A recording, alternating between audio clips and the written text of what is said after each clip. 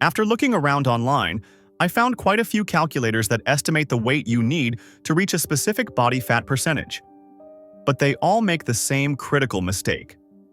They assume that 100% of the weight you lose will be fat.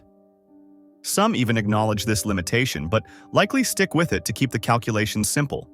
The problem is that while losing only fat during a cut isn't impossible, it's pretty rare, which means these calculators often set people up for disappointment. In most cases, when people lose weight, some of it comes from lean body mass. That includes muscle, water, even bone.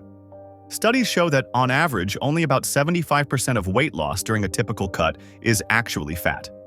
The rest tends to be lean mass, especially if you're not lifting weights or eating enough protein.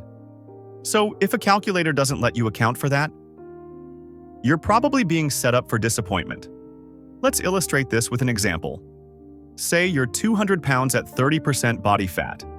That means you've got 60 pounds of fat and 140 pounds of lean mass.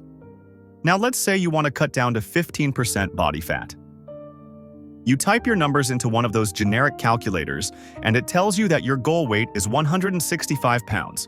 So you commit. You clean up your diet. You push through the hunger, you drop pound after pound, and after a few months, you finally hit 165. But when you look in the mirror, something feels off. You still look kinda soft, maybe more like 21% body fat than 15%. What happened? Simple. That calculator assumed that you'd lose only fat.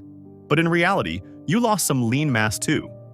If only 75% of your weight loss was fat, which is the average case, then to actually reach 15% body fat, you would have needed to cut to around 150 pounds, not 165. That's where my calculator comes in. It doesn't make blind assumptions. It lets you set how much of your weight loss is fat, and it defaults to 75%, the average according to research. But it's flexible too.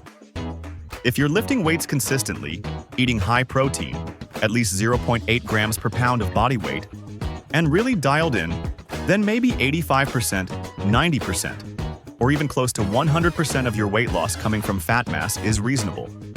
And in some cases, like when someone is new to training and experiencing newbie gains, they might gain muscle and lose fat simultaneously, which means that more than 100% of the weight lost is fat. That's called body recomposition, and my calculator lets you model for that too.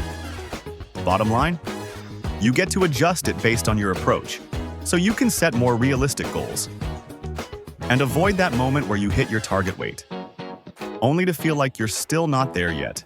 A link to my calculator can be found in the description below. Thank you for watching. Please like and subscribe.